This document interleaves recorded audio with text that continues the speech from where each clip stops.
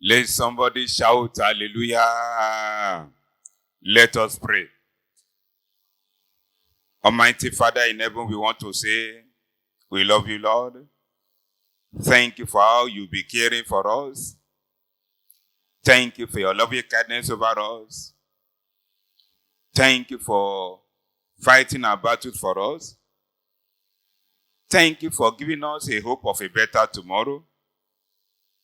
Thank you for that great plan you have for us as touching our better tomorrow.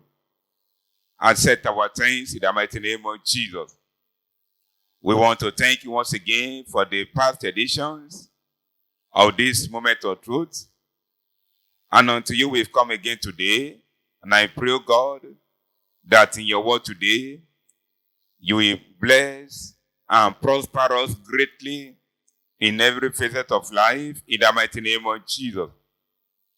Thank you, Almighty Father. I pray today that everyone that will be hearing this word, in every nation of the world where they are listening to us, you will bless them properly in the mighty name of Jesus. And sinners will come to the point of repentance so that this particular edition of the moment of truth will produce multiple joy in heaven in the mighty name of Jesus. Thank you, Almighty Father, and blessed be your name, Lord. In Jesus' wonderful name, I decree. Amen and amen. Once again, I want to welcome you into another moment of truth in His presence, in the name of God the Father, and God the Son, and God the Holy Spirit. By His grace, we are starting another series today entitled This Time Tomorrow, Part 1. This Time Tomorrow, Part 1. Our principal text is taken from 2 Kings chapter 7 verse 1. 2 Kings chapter 7 verse 1. Then Elisha said, Hear ye the word of the Lord. Thus said the Lord, Tomorrow about this time shall a measure of fine flour be sold for a shekel, and 2 measures of barley for a shekel in the gate of Samaria. This is a story that many of us Bible scholars are familiar with. For many months, many years, there was a siege on the city of Samaria. So the siege that brought famine into that city. But a day came, Elisha, the man of God, under the unction of the Holy Spirit, spoke and said, Tomorrow, about this time, shall a measure of fine flour be sold for a shekel, and 2 measures of a barley for a shekel in the gate of Samaria. This is a declaration of surplus. May I decree and declare to the life of somebody today that this time tomorrow in your life, you will experience surplus in every facet of your life in the mighty name of Jesus. Surplus materially, surplus spiritually, as touching the gift of the Spirit and the fruit of the Spirit. Surplus financially, surplus in every facet of life, surplus in terms of honor in the mighty name of Jesus. Because you will be accorded multiple honor in the mighty name of Jesus. Like I said, we are just starting this series today. A lot of things to look into as we progress in other part of this series. But for now, what is tomorrow? What is tomorrow? My dictionary defines tomorrow as the day after today. The day after today is what we call tomorrow. Going by this definition, tomorrow generally means the very day that follow this present day. The very day that follow this present day. However, the Bible do recognize tomorrow as something else, something deeper than the next day. The Bible recognizes tomorrow as future days to come, as future days to come. And the future days can turn out to be even 1,000 years.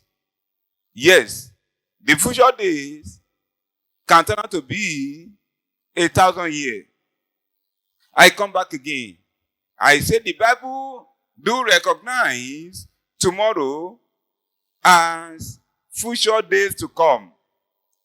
And that future day at times can turn out to be 1,000 years. 2 Peter chapter 3 verse 8. 2 Peter verse 3, chapter 3 verse 8.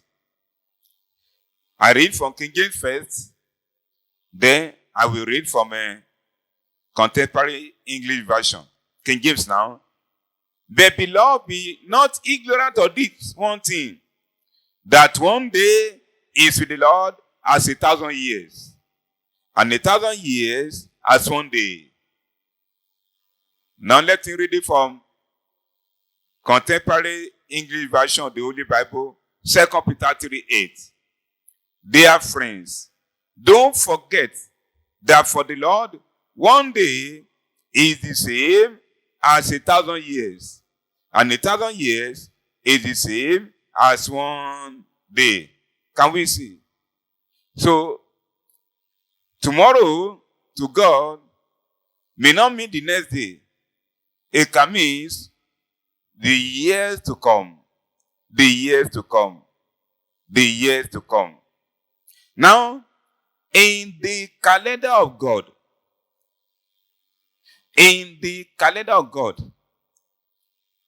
for our lives,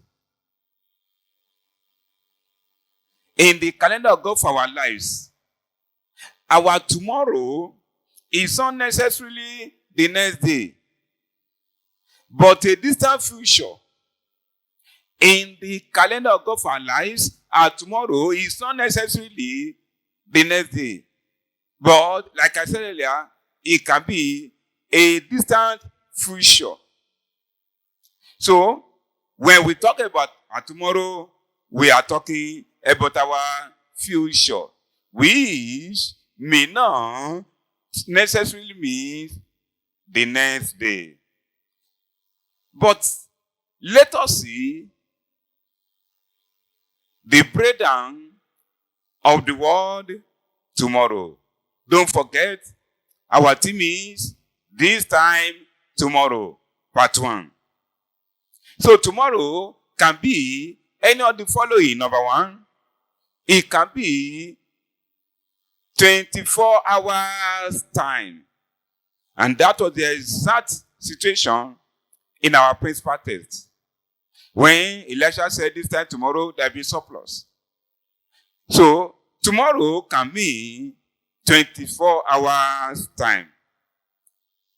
Number 2, biblically, tomorrow can also mean 9 months time. 9 months time. I'll get to see later. Number 3, tomorrow can mean 1 year time, a year time. Number 4, tomorrow can mean an exact future date. An exact future date. For example, today now that you are hearing this word of God is April 7. April 7. In the year 2021. April 7. Now, when God said tomorrow to somebody, his son tomorrow may be April 7 of any year. of any year. Maybe I should add one again. Number 5, and tomorrow can be any future day. Any future day. So when God may promise you something tomorrow, he said, tomorrow I'm going to bless you. That tomorrow may not be the next day. It can be any future day. Now, I will not take time to go over it again. Number 1, I said, tomorrow can be the 24 hours time. 24 hours time. This is the calendar of man. In the calendar of man, when you say tomorrow, it means the following day, the next day, 24 hours in time. And this is what happened. This is exactly what happened in the story that I read before in 2 Kings chapter 7 verse 1. When Elisha said, this time tomorrow, there will be surplus food in the city or at the gate of Samaria. Maybe I should read it once again. 2 Kings chapter 7 verse 1. 2 Kings 7:1. Then Elisha said, hear ye the word of the Lord. Thus said the Lord, tomorrow about this time shall the measure of fine flour be sold for a shekel, and 2 measures of barley for a shekel in the gate of Samaria. Can we see? And that is it. So tomorrow here means the next 24 hours. The next 24 hours. Now, there is something I want us to know very, very well. That nobody should boast about tomorrow. Nobody should boast about tomorrow. Because our tomorrow is in the hands of God. Our tomorrow is in the hands of God. Later, maybe as we continue about this series, we will hear about that. But then, I want to declare today into the life of somebody that in the next 24 hours, I am walking in line with 2 Kings chapter 7 verse 1. That in the next 24 hours in your life, things will change for the better. You better say a resounding amen. I declare for the second time that as my God liveth, and as his spirit liveth, that in the next 24 hours, things will change for the better in your life in the name of Jesus. And I decree for the third time that as my God liveth and as his spirit liveth, that in the next 24 hours, things will change for the better in every facet of your life. You better say a loud and believing amen. Number 2, like I said, that tomorrow can mean 9 months time. 9 months time. 9 months time. The tomorrow of a woman that just conceived and expecting a baby can be a 9 months time. This is the exact thing that happened in the life of Sarah and then the Shunammite woman. As we are going to read it, let us start with that of Sarah. Genesis 18, 9-10. Genesis 18, 9-10. And they said unto him, where is Sarah thy wife? And he said, behold, in the tent. And he said, I will certainly return unto thee according to the time of life. And lo, Sarah thy wife shall have a son. And Sarah had it in the tent door, which was behind him. The Bible says, according to the time of life. The time of life mentioned here is the gestation period that baby stays inside the womb. The gestation period that the baby stays inside the womb. Or that the divine visitor told Sarah is that tomorrow I will come back again to see the fulfillment of that promise in your life. And then when we get to Genesis chapter 21, 1-2, Genesis 21, 1-2, and the Lord visited Sarah as he had said, and the Lord did unto Sarah as he had spoken. For Sarah conceived and bare Abraham a son in his old age, at the set time of which God has spoken to him. That is it. The message is more or less, tomorrow you are going to bear your own child. Your tomorrow will no longer experience barrenness. Tomorrow you are going to become a mother of a child. And can we see? So tomorrow for Sarah is not the next day, but then touching the promise of God for her, for a better tomorrow, our own tomorrow happen to be 9 months time. And then after 9 months, the promise came to pass. What of the Shunammite woman? The Shunammite woman, the same thing. In 2 Kings chapter 4, verse 16, 2 Kings 4, 16, and he said about this season, according to the time of life, there is a repetition of that statement. The divine visitor told Sarah, according to the time of life.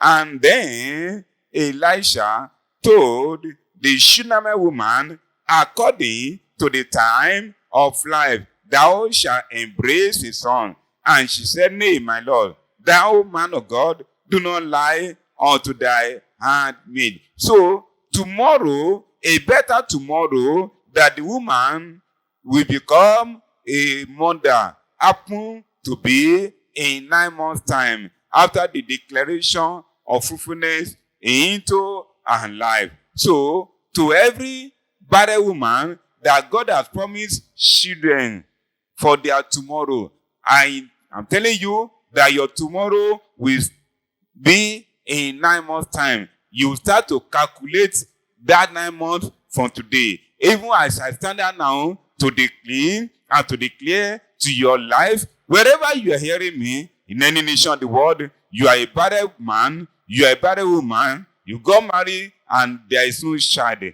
But God is promising you that your tomorrow will be all right. That is, in tomorrow of your life, you become parent. So I decree today the anointing that will make you to become father and mother of your own biological children tomorrow. Now receive today in the name of Jesus. Don't forget that tomorrow is in 9 months' time. And I want to assure you, by His grace, in 9 months' time, that baby will come out in the name of Jesus.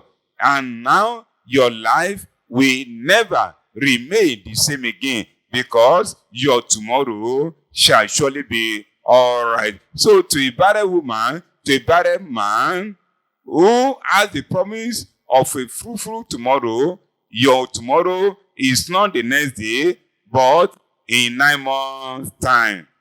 The Lord bless you, even as you believe that one from the word of God, in the name of Jesus. Number 3, to somebody else, is or tomorrow can be a year time, a year time. Yes, it can be a year time. When God promises you something about tomorrow, His implementation can be in a year time. When God promises you something good about tomorrow, listen, people of God, His full implementation can turn out to be a year time. I only pray for you the grace to wait patiently until the fulfillment of that promise receive today in the name of Jesus. Number 4, I say to some people, their own tomorrow can be an exact future date. An exact future date. And I remember I said it. This day that you are hearing this message is April 7, the year 2021. And when God promises you something today, as touching tomorrow, that tomorrow you will become this and that. In God's own calculation for you, that tomorrow can turn out to be April 7, the next or another April 7 that you are going to witness in your life. So I pray for you today, that's your tomorrow that is attached, that is programmed to a particular day I decree today that in your own lifetime, that tomorrow will come in the name of Jesus. You better say a loud amen. But today, on this point, I decree to the life of somebody that when next you witness another April 7, and you look back into the events that happened in your life in the past 1 year, you will have this single testimony that the past 1 year, that is from April 7, 2021 to April 7, 2022, happened to be the best of the best in your life in every facet. So I decree this one to my life and to the life of every era of this world, that if the Lord tarries, by April 7, the year 2022, we shall have bountiful testimonies. We will have many things to show for the declaration and the fulfillment of this prophecy in your life, because your life, my life, will change for the better. In the name of Jesus. The next 1 year, for me and for somebody that is listening to me now, will be the best year in terms of attainment, of promotion, of elevation, of lifting, of settlement, in the mighty name of Jesus. My life and your life will never change for the better. I decree from this day, April 7, 2021, to the next April 7, 2022, that anything or everything that will be happening in your life from today till that time will be things of joy, things of progress, things of celebration, multiple celebrations you'll be having in your life, in your business, in your ministry, in your career, in your marriage, in your home, in your family, in your business, in your undertaking, in the mighty name of Jesus. And I decree to every nation of the world that from this day, April 7, 2021, that new things will start to happen in every nation of the world. In the name of Jesus. Good things, better things, excellent things will start to happen. And the next 1 year in the history of the world will be the most beautiful one. In the mighty name of Jesus. You better say amen to that in Jesus' name. And I say amen and amen. Number 5, like I told you earlier, tomorrow to somebody or to God, as the case may be, can be any future day. So when God promises you a better life for your tomorrow, that tomorrow can be any future day.